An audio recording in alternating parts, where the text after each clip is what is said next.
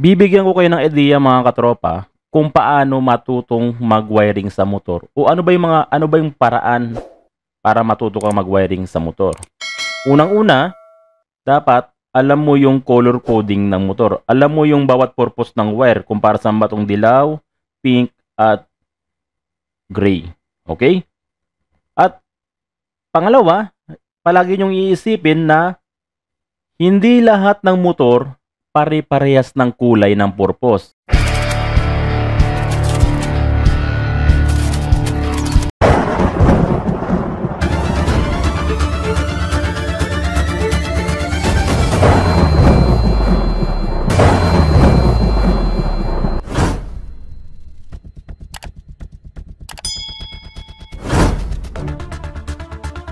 Mga katropa, huwag niyong kalimutang suportahan ang aking channel. Huwag niyong kalimutang mag-subscribe upang makatanggap kayo ng tip tungkol sa pagwawiring.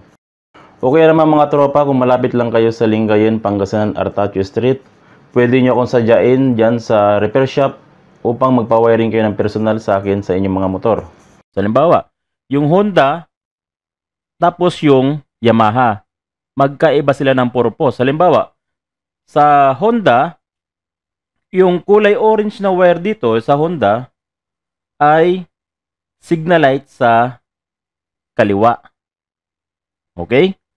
Sa brand ng Honda. Pero pagdating sa Yamaha, ang kulay orange ng Yamaha na wire ay papuntang ignition coil. So magkaiba yon. Kaya ang pag-aaralan natin, yung color coding ng bawat brand at kung ano ang yung kanyang purpose. Ayan. Pero sa ngayon, TMX 155 muna ang i-demo ko sa inyo. Okay, bakit napaka-importante mga katropa na alam natin yung color coding ng motor? Bibigyan ko kayo ng halimbawa. Yung iba, halimbawa pag may customer sila, TMX 155 yung motor nila, at hindi gumagana yung signal light ng kaliwa, halimbawa hindi gumagana yung signal light ng kaliwa, yung iba, nilalaslas tong wire dito. Ito. Binubuksan to, ini-slice, tinitignan yung wire. Ang nangyayari, nasisira yung wire. Hindi na magandang tignan yung wire kasi nalaslas na. So, para maiwasan nyo yun, dapat alam nyo yung color coding. Kasi yung iba, nilalaslas, tapos ginagalaw yung ibang wire, chine-check yung ibang wire, yun yung iiwasan nyo kasi lalong tatagal yung trabaho pag ganun. So, napaka-importante, pag magwa-wiring ka, alam mo yung color coding. Kung sira yung signal light ng kaliwa ng customer, automatic, kung alam mo yung color coding, dito ka lang sa kulay orange. Magpo-focus ka lang sa kulay orange na wire kasi ito yung signal light ng kaliwa ng customer. So, lahat ng orange dito na wire, orange to, itong orange na to, at yung orange na to, ito, may orange din dito, at dito sa likod, ito, ipapakita ko muna yung sa likod. Medyo bitin yung camera natin. Ito naman sa likod, meron din ditong kulay orange na wire. So, lahat ng orange na wire ay pang kaliwang signal light yun. Okay? Pangatlo, excuse me. Pangatlo, sa motor, sa lahat ng brand ng motor mga katropa, hindi lang sa Honda, lahat ng brand ng motor, yung kanyang kulay ay 1:1 lang yung purpose. Halimbawa, yung kulay orange ay pang signal light sa kaliwa, tapos, hindi na siya pwedeng gamitin sa ibang function ng motor. Yung coding na yun, pang kaliwa lang. Okay? Hindi mangyayari na sa isang kulay, dalawang purpose niya. Hindi mangyayari yun. Yun yung iniiwasan ng company, manufacturer, para yung mga nagwa-wiring o technician nila, hindi maligaw, hindi malito. Okay? 1:1 lang yung purpose ng kulay ng motor. Yung orange, kaliwa. Itong brown ay park light. So lahat ng brown ng motor, lahat ng brown na makikita mo rito, brown na to. Ito yung brown na to at yung brown din sa dulo dun sa likod. Ito, papakita ko muna. Ito may brown din dito. Ay lahat 'yan ay park light. So ayan.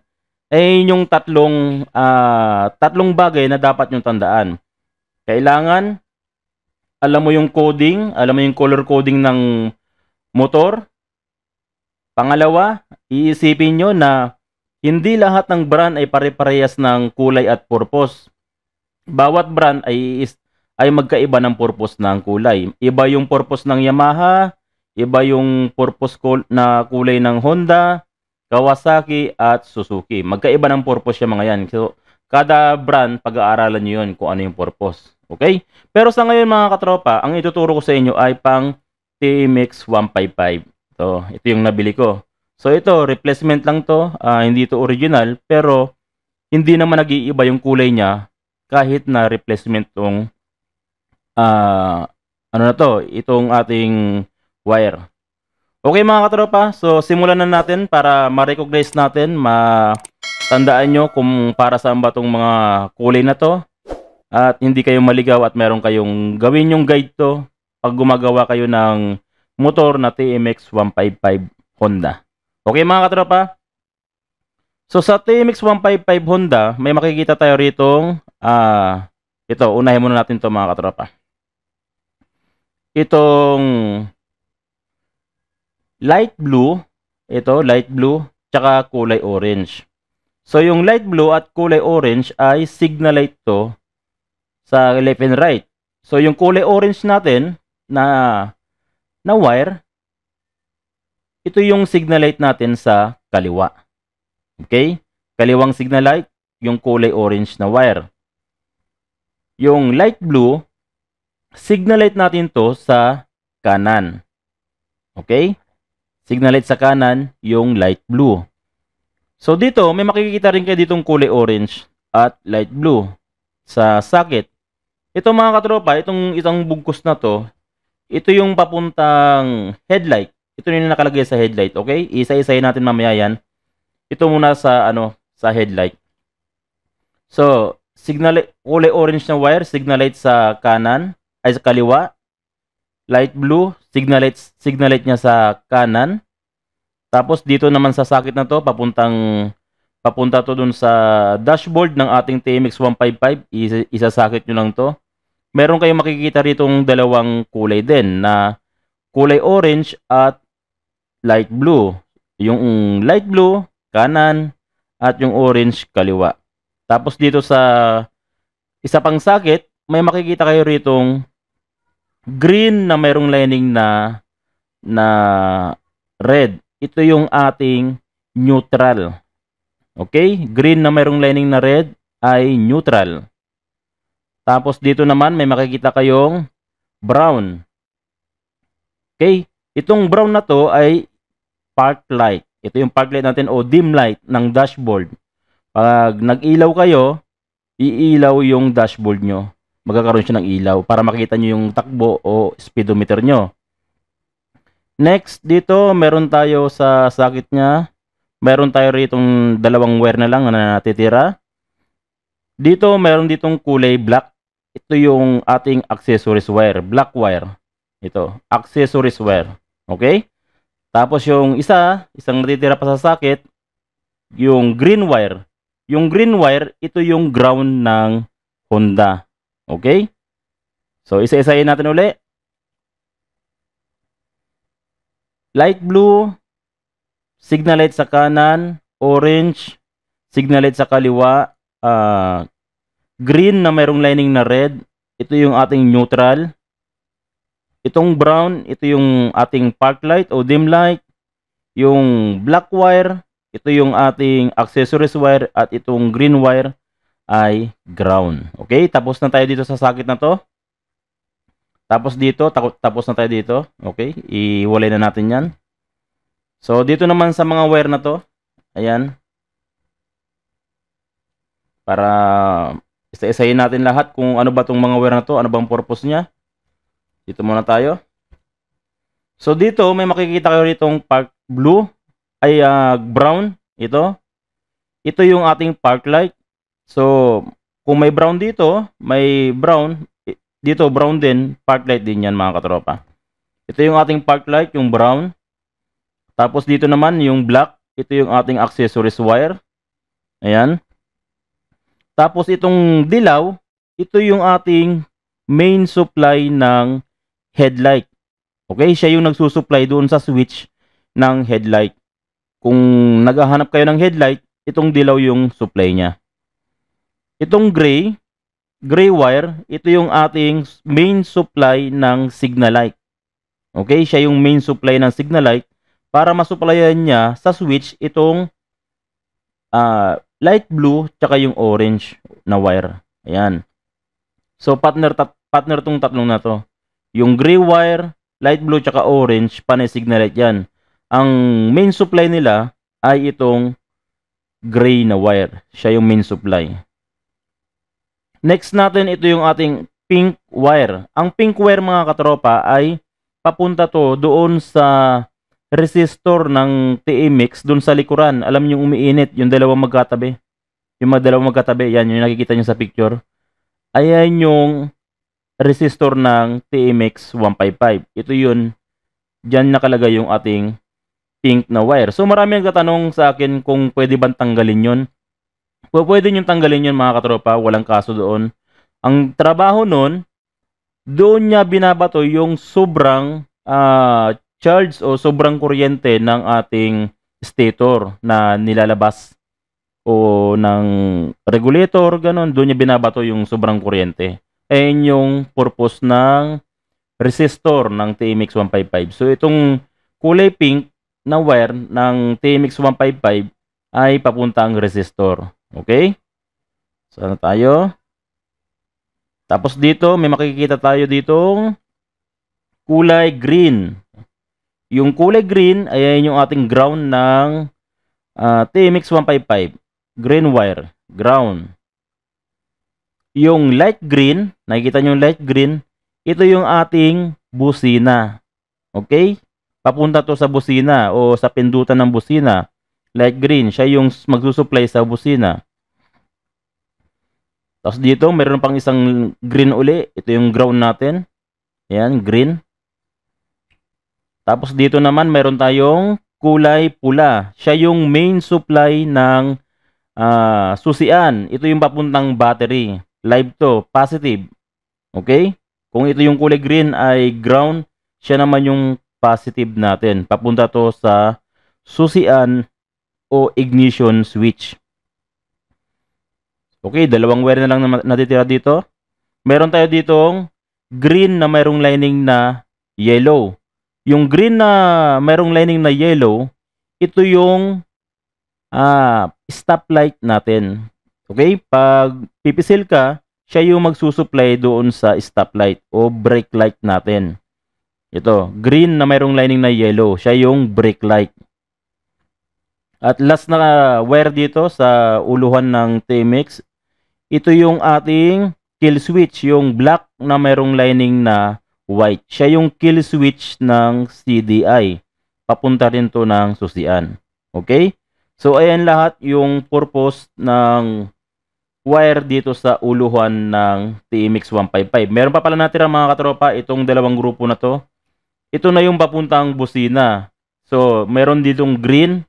Ito yung ito yung ground ng busina. At yung light green, ito naman yung trigger ng busina. So, ayan yung grupo na yan. Isusuksok nyo lang to doon sa busina. Doon sa dalawang paa ng busina. Ayan, itong grupo na to. Okay, tapos na tayo dito sa unahan. Iuurong natin tong wire na to at pumunta naman tayo doon sa parting gitna mga katropa. Okay. So, ito na yung parting gitna ng wire ng TMX 155. So, dito, may makikita kayo dito sa parting gitna, may makikita kayo ditong dalawang ganito, sakit. Okay? So, meron ditong kulay green.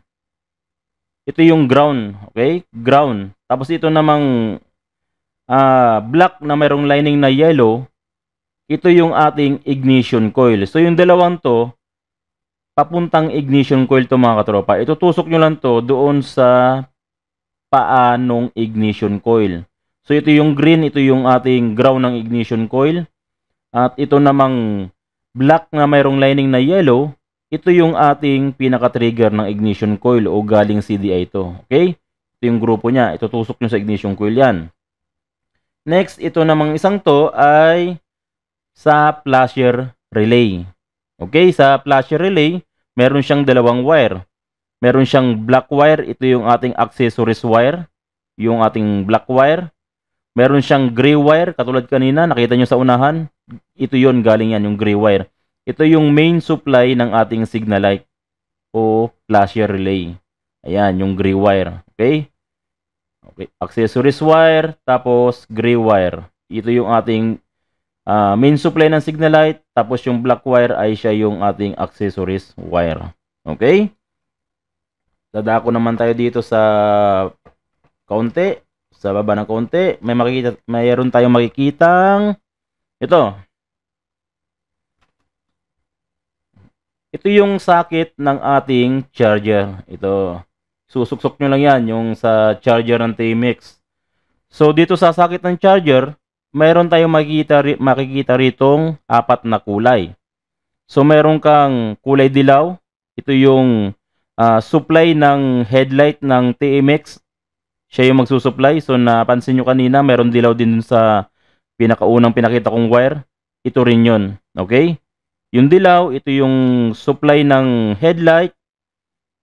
Itong pula, ito naman yung supply sa battery para hindi malobat yung ating battery. Siya yung mag-charge ng battery. Pula. Ito yung red wire ay positive ng battery. Yung white wire, kulay puting wire ng socket ng charger, siya naman yung charger ng battery. Siya yung magsusupply ng AC o alternate current galing ng stator, tapos pupunta ng charger, lalabas sa charger, magiging DC na o direct current na para mag-charge yung ating battery. So, ito yung purpose ng puti. Siya yung charger na galing ng stator. Tapos, may natitira pa ditong isa, yung ating green wire. Ito yung green wire natin. Alam mo yung green wire? Ground. Okay? So, ayun yung grupo ng ating charger. So, dito, may makikita kayo ditong mahabang wire. Itong mahabang wire na merong terminal, ilalagay nyo lang to sa body ground ng motor. Okay? Ilalagay nyo sa body ground. Itong green wire. Okay? Kasi ang green wire natin ay ground. So, itong green wire na merong terminal, ilalagay nyo sa body ground ng TMX 155. Next natin, dito, yung grupo na to. Yung grupo naman dito. Yan. Urong ko muna. Yan. So, yung grupo dito, nakatakip yan ng ganyan. Meron siyang takip. Pag bubuksan mo, may mga wire pa sa loob yan. Dito, may makikita kayo ritong black na merong lining na red. So, yung black na merong lining na red, siya yung primary coil ng TMX 155. Siya yung magsusupply doon sa CDI para para maglabas ng kuryente yung CDI at umandar yung motor. Siya yung primary coil natin. Yung red ay black na mayroong lining na red. Tapos dito naman sa socket na to, may makikita kayong dalawang wire. Merong siyang black wire, ayan yung ating accessories wire uli. At meron ditong green na mayroong lining na red. Siya yung ating supply doon sa brake light. So dalawang supply ng brake light natin mga katropa. Kung napapansin nyo, nung unang wire na pinakita ko sa inyo, dun sa parting uluhan, mayroong green na mayroong lining na yellow. Na ayun naman yung papuntang switch doon sa handbrake. Handbrake naman siya. Pero ito naman, yung mayroong socket na to, papuntang foot brake naman siya. Yun yung pag-aapak ka, ihilain niya yung switch ng foot brake at iilaw yung ating taillight. Ito yun. Dito nakalagay yun. Okay? Tapos dito, sa malaking socket na to, may makikita tayo ditong mga wire. So, umpisahan ko muna, gaya ng sinabi ko kanina, dito sa socket ng ating charger. Ito yung ating white wire, ay charger. Ito, sa socket na to. Itong yellow wire, ito yung ating supply ng headlight at papunta rin doon sa charger natin. Para makontrol niya yung lumalabas na voltahe at hindi mapundi yung ating headlight. Okay? Tapos ito naman, yung blue na mayroong lining na yellow, siya yung ating pulser. Siya yung trigger o pick-up coil ng ating CDI. Okay? Siya yung magkukuman sa CDI para ilabas niya yung kuryente. Siya yung magta-timing sa kuryente ng ating CDI. Itong blue na mayroong lining na yellow, ito yung ating pulser. Okay, next natin, may makikita tayo uli ditong kulay green na wire. Ito yung ating ground uli, green wire. At dito, meron tayong makikitang green na mayroong lining na red. Siya naman yung ating tawag dito, neutral light. So ito, nakalagay ito, kung nakikita nyo sa picture, ipapakita ko. Ayan. Diyan nakalagay yung ating green na mayroong lining na red. Ayan yung ating neutral light. So, ayan yung grupo niyan mga katropa. Ito. Okay, tapos na tayo dyan sa bandang gitna. Umurong naman tayo doon sa pinaka kunting malapit na sa dulo. Ito.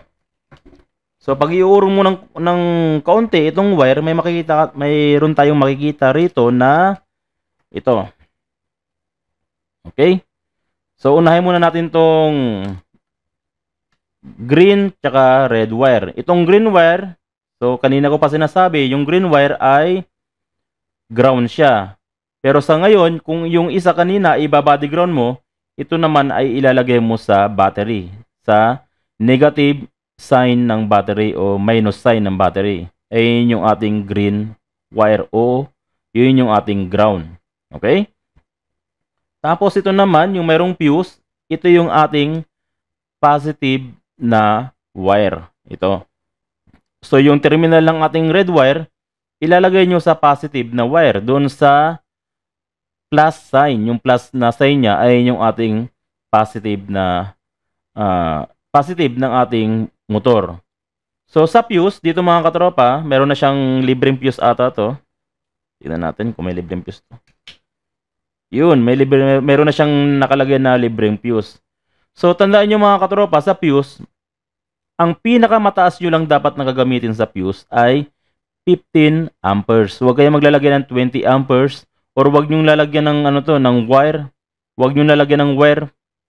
Baka mamaya sa sobrang kapal ng wire na ilalagay nyo, hindi pumutok, magkakaproblema pa yung wiring nyo. So, ang napaka-importante, ang fuse, maselan. Dapat kunting grounded lang, puputok na. Kasi ang trabaho ng fuse, pag mayroong grounded, ihiwalay niya agad yung battery. Ikakat niya agad yung battery. So, huwag kayong magtataas ng amperahe. Napaka-importante niyan. So, ayan. Ayan yung ating green wire at red wire ng ating battery terminal. Yung negative, yung green at positive yung ating red wire. Tapos dito naman mga katropa, ito yung ating CDI socket. Ito. Dito nyo ilalagay yung CDI. So, sa CDI socket, may makikita tayo ritong dalawang wire. So, unahin muna natin tong grupo na to. Dito, may makikita kayong black na mayroong lining na white. Yan. Black na mayroong lining na white. Ayan yung ating kill switch galing ng susian. So, kung natatandaan nyo kanina, dun sa pinakaunahan na wire, meron din doong black na mayroong lining na red. Ayun yung papuntang susian. So, ito rin siya. Ayan din. Siya yung kill switch ng ating CDI para pag pinatay mo yung susi, papasukan niya ng ground yung CDI, ito, at mamamatay yung ating motor. So, sa katabi niya, meron siyang wire na black na mayroong lining na red. Kung maalala nyo kanina, doon sa tinuro ko, meron din doong black na mayroong lining na red dito sa grupo nito. O ito, sa grupo niyan, nakikita nyo ito? Yan, yung black na mayroong lining na red, ito rin yan. Ito rin yun. Black na mayroong lining na red. Ito naman yung ating primary coil. Okay? Primary coil para umandar yung masuplayan ng kuryente yung ating motor. So, tapos na tayo dito sa wire na to. Dito naman tayo sa kabilang side ng ating CDI. Dito sa isang socket ng CDI, meron tayong makikitang tatlong wire. So, meron tayong black na mayroong lining na yellow. Ito yung ating papuntang ignition coil. Okay? Black na mayroong lining na yellow, papuntang ignition coil. Itong blue na mayroong lining na yellow, ito yung ating pulser o trigger ng CDI. Tapos itong green wire ay ground ng CDI.